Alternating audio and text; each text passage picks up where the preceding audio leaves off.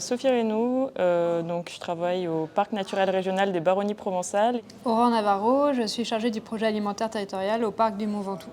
Et aujourd'hui, on a décidé de travailler ensemble. Nos deux PAT sont assez jeunes. On fait une formation à la fois sur le microbiote du sol avec Céline Basset et sur la résilience alimentaire et la sécurité alimentaire avec Stéphane Linou.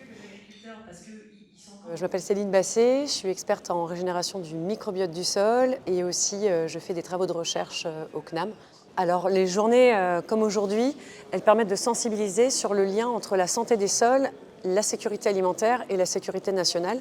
Puisque si jamais on avait des ruptures sur les chaînes d'approvisionnement, est-ce qu'on serait en capacité de production pour nourrir tout le monde? Et est-ce que nos sols sont en état de bonne santé pour pouvoir produire en masse une quantité de nourriture diversifiée, suffisante et nécessaire pour nourrir tout le monde.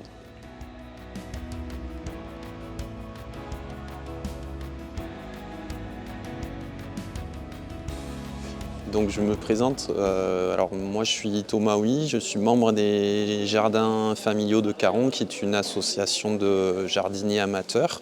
Moi c'est Sabrina, j'ai 35 ans, j'ai commencé le CFPPA, un BPREA orientation PAM au CFPPA de Nyons, là en octobre. Moi je suis Damienne Marion, je suis conseillère municipale sur Vaison-la-Romaine et je suis la déléguée du parc auprès de Vaison. Le fait de participer à des journées comme ça me permet aux jardiniers d'être un peu plus compétents et d'arriver à faire des meilleurs rendements, j'espère, des meilleurs légumes. Ces techniques scientifiques, biologiques, ça nous parle. Je pense que ça nous aide à comprendre plein de choses, mais comme futurs agriculteurs, agricultrices, ça nous donne plein d'indications. Ça donne de l'espoir aussi de comment faire revivre une terre, de cultiver sans utiliser plein de produits chimiques et plein de pesticides ou quoi, et faire quelque chose de simple et de économiquement viable. Les thèmes abordés ont été très, très enrichissants. En ce qui me concerne, je suis là pour des raisons, je dirais presque un peu personnelles, mais pas uniquement.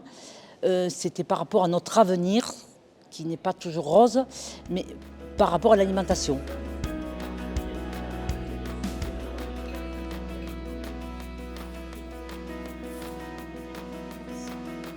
Quand vous entendez dire que manger des produits locaux, ça coûte cher, vous répondez quoi? Non, pas vraiment, puisque là on le démontre. Ah. On le démontre, puisque c'est que des produits locaux. Ouais.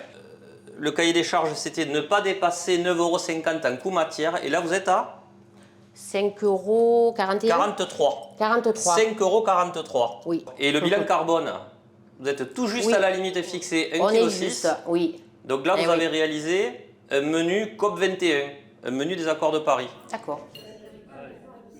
Le défi Locavore bas carbone, c'est encore une autre approche de nos projets alimentaires de territoire.